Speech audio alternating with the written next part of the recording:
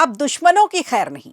आसमान से लेकर समंदर के सीने तक एक ऐसी धमक को रक्षा मंत्री राजनाथ सिंह ने मंजूरी दी है जिससे भारतीय वायुसेना और नौसेना की ताकत दुगनी हो गई है। अब कौन सी डील हुई है, किसके साथ हुई है, जिसे अभी प्रधानमंत्री नरेंद्र मोदी की अध्यक्षता वाली कैबिनेट कमेटी ऑन सिक्योरिटी से भी मंजूरी मिलना बची है, ये सब बताएंगे आपको। वहीं दूसरी तरफ मेरा भारत तो महान, लेकिन देश के कई नेता और बाबू उससे भी महान।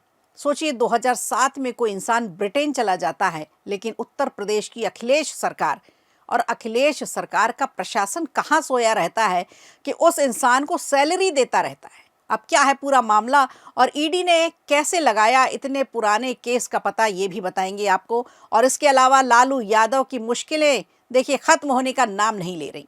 वहीं पुराना जमीन का मामला, नौकरी दिलवाने का मामला, एक फैसला आया है। खैर केस तो चलते रहेगा, लेकिन आज राउज एवेन्यू कोर्ट में क्या हुआ ये जानना बेहद जरूरी है, ये भी बताएंगे आपको आज के शो में। नमस्कार, खबर प्रधान शो देख रहे हैं आप और मैं हूं संगीता श्रीवास्तव।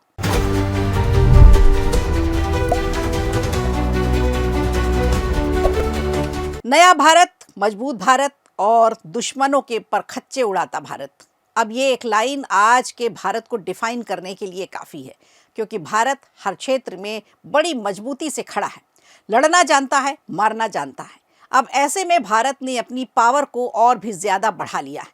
राफेल विमानों का इस्तेमाल भारत ने पिछले साल मई में हुए पहलगाम आतंकी हमले के बाद ऑपरेशन सिंदूर में भी किया था, जिसमें पाकिस्तान के ठिकानों पर सटीक हमले किए गए थे। और अब मोदी सरकार ने फ्रांस से 114 नए राफेल लड़ाकू विमान की खरीद को मंजूरी दे दी है। रक्षा मंत्री राजनाथ सिंह की अध्यक्षता में डीएसी की बैठक हुई, जिसमें करीब 3.60 लाख करोड़ रुपए की रक्षा खरीद को एक्सेप्टेंस ऑफ नेसेसिटी दी गई। इनमें से लगभग 3.25 लाख करोड़ रुपए की डील 114 राफेल विमानों के लिए है।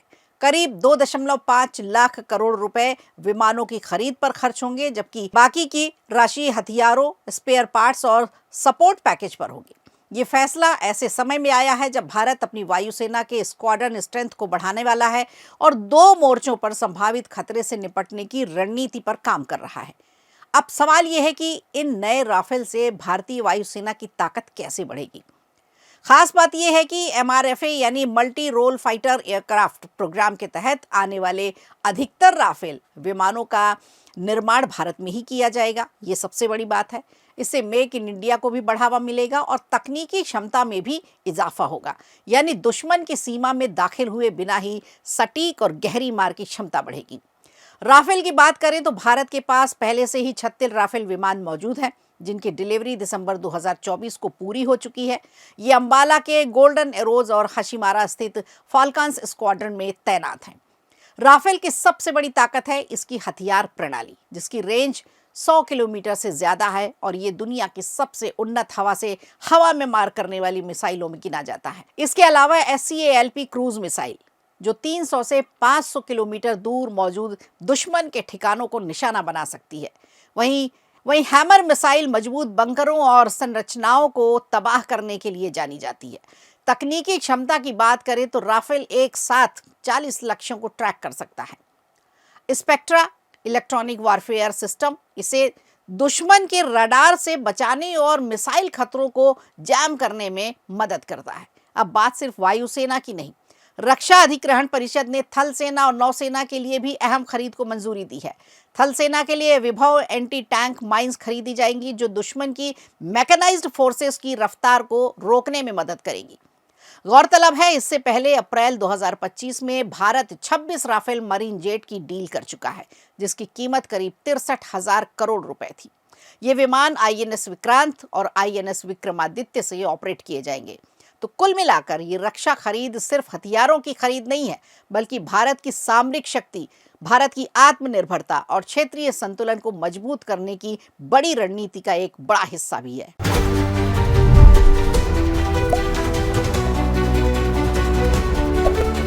और चलिए अब बात करते हैं उत्तर प्रदेश की, जहां आजमगढ़ की मदरसा शिक्षक मौलाना शमसुल हुदा को लेकर एक बड़ा खुलासा सामने आया है। प्रवर्तन निदेशालय यानी ईडी ने मुबारकपुर स्थित उनके स्थायी आवास पर छापेमारी कर कार्रवाई की है। कुछ खबरें ईडी सूत्रों के हवाले से दावे कर रही हैं कि शमशुल हुदा की पैतृक घर से कई पहचान पत्र बरामद हुए हैं। मोबाइल स्कैनिंग के द्वारा ये भी सामने आया है कि व्हाट्सएप ग्रुप में उन्हें मौलाना दादा के नाम से जाना जाता था। घर में कई धार्मिक किताबें भी जब्त की गई। जांच एजेंसियों को शक है कि मदरसों के जरिए गरीब और बाकी दूसरे समुदाय के लोगों को धर्म परिवर्तन के लिए यहाँ उकसाया जाता था। हालांकि इन आरोपों की आधिकारिक पुष्टि की जांच होना अभी बाकी है। अब आपको बताते हैं पूरा मामला क्या है। संत कबीर नगर निवासी शमशुल हुदा खान की नियुक्ति 12 जुलाई 1984 को आजमगढ़ के मदरसा दारुल उलूम अहले सुन्नत मदरसा अशरफिया मिसबाहुल उलूम से सहायक प्राध्यापक के रूप में हुई थी। साल 2007 में वो ब्रिटेन चले गए और 2013 में वहां की नागरिकता भी ले ली। आरोप इन पर सबसे बड़ा यह है कि ब्रिटिश नागरिकता लेने के बाद भी इन्होंने 31 जुलाई 2017 तक मदरसे से वेतन लिया। विभागीय मिलीभगत इतनी बड़ी रही कि अनियमित चिकित्सा अवकाश से भी इनको ये स्वीकृत होता रहा। बताया ये जा रहा है कि करीब 16 लाख रुपए वेतन के रूप में अवैध तरीके से इनको दिए गए। बाद में उन्हें स्वैच्छिक सेवानिवृत्ति भी दे दी गई। इस मामले में शासन पहले ही मदरसे की मान्यता रद्द कर चुका है। अल्पसंख्यक कल्याण विभाग के संयुक्त निदेशक समेत कई अधिकारियों को इस पर निलंबित किया गया। फिलहाल ईडी की कार्रवाई जारी है और जांच के बाद ही पूरे मामले की तस्वीर साफ हो पाएगी। अब आप सोचिए कि 16 लाख रुपए कम नहीं होते। अब इस मामले में एक गलती साफ साफ अखिलेश यादव के समय की सरकार की दिखाई पड़ती है। क्या अखिलेश के राज में ऑडिट नहीं होता था, कोई जांच पड़ताल नहीं होती थी, जो इतना बड़ा ब्लंडर हो गया? खैर, सवाल तो कई हैं, लेकिन जवाब से ज्यादा इस समय सख्त से सख्त कार्रवाई की जरूरत है।